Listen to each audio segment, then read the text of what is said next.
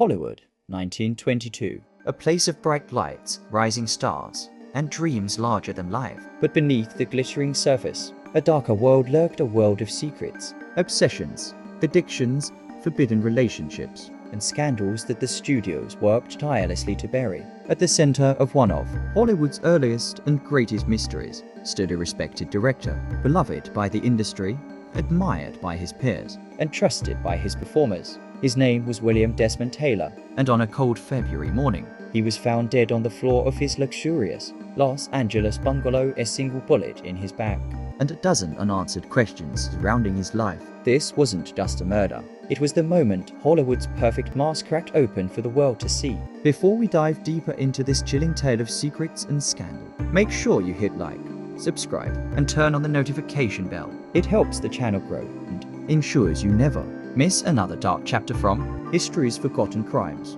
Welcome to Crimes Through Time, and this is the mysterious death of William Desmond Taylor. It was just after 7:30 a.m. on February 2nd, 1922, when Taylor's houseman arrived at the director's home on Alvarado Street. The night before had seemed normal enough. Taylor had dinner at home, spoke with neighbors, and was seen reading quietly inside. But now, something was wrong.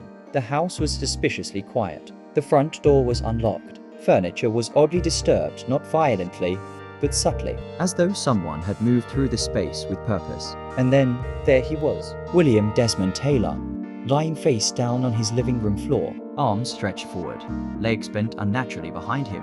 At first, police believed he had died of natural causes. He looked peaceful, there was barely any blood. But doctors quickly realized the truth. Taylor had been shot once in the back, execution style. The bullet had pierced his lung and heart. Someone wanted him dead, and they wanted it done cleanly. To the public, Taylor was a respectable director with a spotless reputation. He had worked with the biggest stars of the silent era, Mary Pickford, Wallace Reid, and Jack Pickford. He had a refined accent, a gentlemanly demeanor, and the charm of an educated, worldly man. But in Hollywood, appearances were rarely what they seemed. Behind closed doors, Taylor's life was a maze of secret relationships, hidden addictions, dangerous friendships, and a past he had run from. Because William Desmond Taylor wasn't William Desmond Taylor at all. His real name was William Cunningham Dean Tanner, an Irishman who had abandoned his wife and young daughter in New York, years earlier vanishing without a trace before rebranding himself in Hollywood. He had reinvented himself completely. But the past has a way of catching up, and when Taylor's body was found, a number of people instantly became suspects, each with their own motive.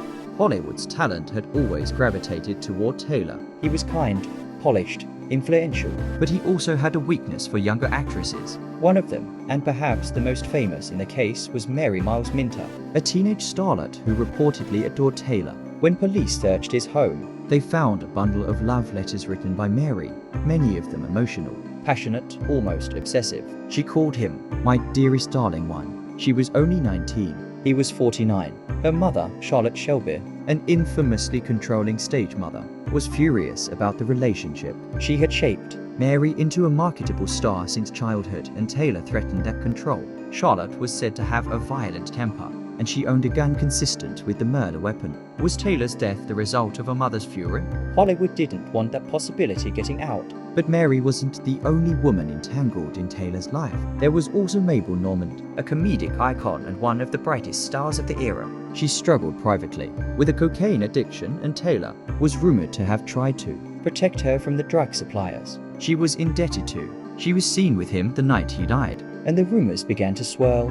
Did the drug dealers want Taylor silenced? Hollywood panicked. The studios worked day and night to steer the investigation away from scandal, and it worked at least for a while. For a murder scene, Taylor's home was strangely tidy. Too tidy. Neighbors, studio executives, and curious onlookers rushed inside before police even arrived. Several witnesses later said they saw Paramount employees removing documents, cleaning surfaces, and even lifting items out of Taylor's drawers. Evidence was compromised almost instantly. One of the most suspicious actions, witnesses claimed a studio executive locked Taylor's secretary inside a room alone with the body for nearly 2 hours before police arrived. When authorities finally reached the scene, they were handed a chaotic, staged, and half-sanitized version of the truth. But even with the interference, a handful of clues survived. The bullet wound was made by a small caliber firearm. No weapon was found. There were no signs of forced entry. Taylor may have known his killer and let them inside. And then came the strangest clue of all. Taylor's shoes were oddly untied. Some believed he was preparing for bed. Others believed he was interrupted by someone familiar. Someone he trusted. 1. Mary Miles Minter, a teenager in love, with letters revealing intimate emotion. She swore she had nothing to do with it, but the public turned against her and her career collapsed. 2. Charlotte Shelby, her mother, jealous, manipulative, and known to threaten people who crossed her. She owned a gun identical to the one that killed Taylor. She had the motive. She had the opportunity. She was never charged. 3. Mabel Normand, Taylor's friend and confidant, last known person to see him alive, struggling with drug connections and the dangerous men supplying them. Her involvement, possibly unintentional if the killer was after her suppliers, not her. 4. His abandoned family. Years earlier, Taylor had deserted his wife and child. When his identity was revealed after his death, some questioned whether someone from his past had resurfaced seeking revenge. 5. The butler. Rumors circulated that Taylor's houseman had stolen from him. Had Taylor confronted him? Was the killing a desperate attempt to cover theft? 6. The studios themselves. Was Taylor involved in something bigger? Blackmail? Hidden relationships? Scandals the studio would kill to bury? One thing was certain.